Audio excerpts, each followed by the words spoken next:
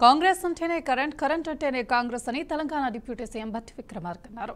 250 యూనిట్ల కరెంట్ను 53 లక్షల కుటుంబాలకు ఉచితంగా కరెంట్ అందిస్తున్నామన్నారు. గత ప్రభుత్వం కాంగ్రెస్ వస్తే కరెంట్ ఉండదని ఆరోపించారన్నారు. కానీ ఇప్పుడు వారు కాంగ్రెస్ ను పట్టుకుని చూస్తే తెలుస్తుందని భట్టి అన్నారు. ఆనాటి ప్రభుత్వం ఒక మాట చెప్పింది, కాంగ్రెస్ వస్తే కరెంట్ ఉండదని. నేను చాలా స్పష్టంగా చెప్పాను, కాంగ్రెస్ అంటేనే కరెంటు, కరెంట్ అంటేనే కాంగ్రెస్.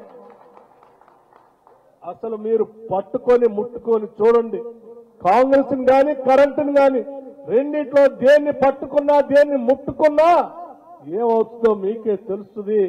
కాంగ్రెస్ వస్తేనే కరెంటు పుష్కలంగా ఉంటుందని కూడా చాలా స్పష్టంగా చెప్పాం. అలా చెప్పడమే కాదు, ఈ ప్రభుత్వం అధికారంలోకి వచ్చిన దగ్గర నుంచి ఆనాడు ఉచిత కరెంటు ఏ పేటెంట్ రైట్ అయితే ఆనాటి మన కాంగ్రెస్ ముఖ్యమంత్రి డాక్టర్ వైఎస్ రాజశేఖర రెడ్డి గారు ఉచితంగా రైతులకు కరెంట్ ఇవ్వాలని ఆలోచన చేసి మొదలు పెట్టారో, ఆ రైతుల సంక్షేమం కోసం ఈనాడు కూడా క్వాలిటీ పవర్ ఇస్తూ ఈ రాష్ట్ర ప్రభుత్వం ముందుకు పోతాం.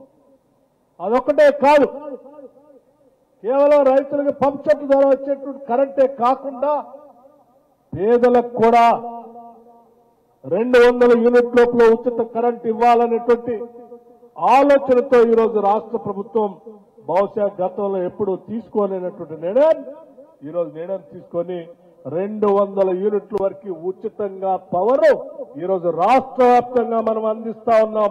ఆనాటి ప్రభుత్వం ఒక మాట చెప్పింది, కాంగ్రెస్ వస్తే ఏపీలో అభివృద్ధి వేగం ఇక ఎప్పుడూ ఆగదని మంత్రి నారా లోకేష్ అన్నారు. బీపీసీఎల్ రామాయపట్నం పోర్టులో దేశంలోని అతిపెద్ద రిఫైనరీ పెట్రోకెమికల్ ప్రాజెక్టును ఏర్పాటు చేస్తుందని చెప్పారు. ప్రాజెక్టుకు అవసరమైన భూమిని రికార్డు సమయంలో కేటాయించినట్లు లోకేష్ తెలిపారు. త్వరలోనే నిర్మాణ పనులు ప్రారంభం కానున్నాయన్నారు. వేగంతో కూడిన సామర్థ్యమే ఆంధ్రప్రదేశ్ ప్రత్యేకత అని ఎక్స్లో లోకేష్ పోస్ట్ చేశారు.